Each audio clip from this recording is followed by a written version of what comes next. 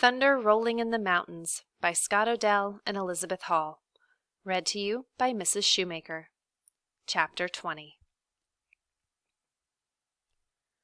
The light faded, and darkness came as I crouched in the gully. The bluecoats bandaged the wounds of our warriors and let the people bury our dead. They passed out food and blankets. Smoke rose from cooking fires. The smell of food filled my mouth with water. I had not eaten for 3 days. Hungry and cold and sad, I huddled against the dirt wall and shut my eyes. While my father spoke to the generals, Whitebird and a large band of our people had slipped away from the camp and started north. Now they were a long march away. I must start alone for the old lady's country, I told myself, but I would wait until the camp was asleep. As the night wore on, voices died away. Soon all was quiet. A horse nickered, a man coughed, a baby cried. Nothing more. Still, I waited. I waited until the stars moved the space of my 2 hands across the heavens. Then I wrapped a pan, a knife, and a buffalo horn of water in my wedding blanket. I crawled to the end of the gully that was the farthest from the camp. As I crept over the dirt, my hand touched something hard and cold. I ran my fingers over the object. It was a rifle. I stuck the barrel through the knot on my bundle and pulled myself out of the gully. The glow of watchfires outlined the edge of the camp.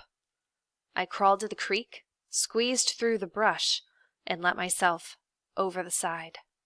Silent as a snake in a stream, I slid down the bank to the water. Before I could get up, a strong hand clamped over my mouth. Another hand grabbed my arm. "Quiet," whispered a rough voice. Fear struck through me. I did not move. The hands relaxed their grip. "Are you not going home with Chief Joseph?" asked the voice, gentler now. I peered through the darkness. It was Swan Necklace. He had not surrendered with the warriors. A burst of joy rose in me.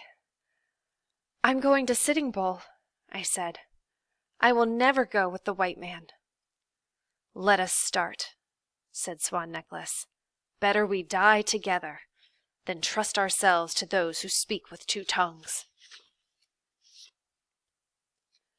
We followed the creek until it turned back toward the camp.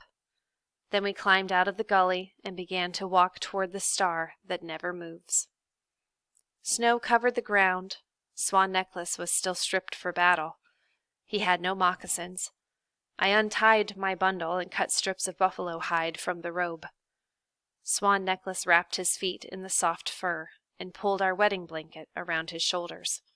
He carried our guns, and I carried the rest. We walked until light streaked the sky. My moccasins were warm, and my feet ached with cold. Swan Necklace said nothing, but his legs were bare. Swan Necklace found us a protected place out of the wind, and while he dug a hollow in the side of the hill, I looked for buffalo chips. They were covered with snow and hard to spot, but I found enough for a small fire. We rubbed each other's feet to warm them, then huddled under the blanket. Heat from the fire spread through us, and we slept until the sun was high. I woke to the touch of Swan Necklace's fingers. He brushed my cheek until my eyes opened. "Wake, my love," he said softly. "We must be on our way." It was our first good sleep since our people came through the bear paws. I scrubbed my face with snow to awaken me. We had no food. I cut the elk hide fringe from my skirt, and we chewed the strips as we walked. It fooled our stomachs for a time. The going was hard. Cold wind blew down from the old lady's country. We had to push hard against it. Its icy fingers poked under our robes and made us shiver. It was almost dusk when Swan Necklace spotted an antelope searching for grass in the snow. He aimed carefully. The shot echoed through the quiet air, and the antelope fell dead. We ran to where it lay, its blood making a scarlet pool in the snow. Swan Necklace knelt and began to skin the antelope, and I pulled out my knife to help him. Suddenly, a hunting party rode over the hill. They galloped toward us. The snow muffled the sound of their horses' hoofs, but the jingle of their bridles sounded loud in my ears. I knew by their rawhide saddles that they were Assiniboins. My heart beat like a woodpecker pounding on the lodgepole. The Assiniboins were a fierce tribe and made many wars. They had never been our friends. Were they helping the Bluecoats as the Cheyennes and the Crows and the Flatheads had done? The horses stopped beside us. There were 5 riders and 5 extra horses. They had been on a long hunt, and 2 of the horses carried meat and hides. Their leader raised his arm in greeting. He had been on this earth as many snows as my father. Strips of ermine showed white in his braids. His beaded moccasins were made of soft elkskin. Beneath his saddle was a fine blanket of red wool and otter skins. It was a chief's blanket. Across his saddle lay an old musket, the kind most of our warriors used before we picked up rifles on the battlefield. The other 4 men had no guns. They carried bows made of the horns of mountain sheep. They must have traded with our people for them, because only the Nimipu made such bows. The leader made signs to say that all the tribes were brothers. He touched his chest and said his name was Red Elk. We signed back that we were friends and said our names.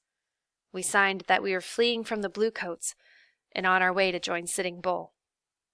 Red Elk nodded. He spoke a few words of our language. With signs and words, he told us that the hunting party was on its way to a nearby Assiniboine village, and we were welcome to join them. His words were good, but I did not trust him. When Red Elk saw our fine rifles that had once belonged to white soldiers, his eyes gleamed. His eyes followed them as we put them across our saddles. His eyes stayed on them all the way to the Assiniboine village.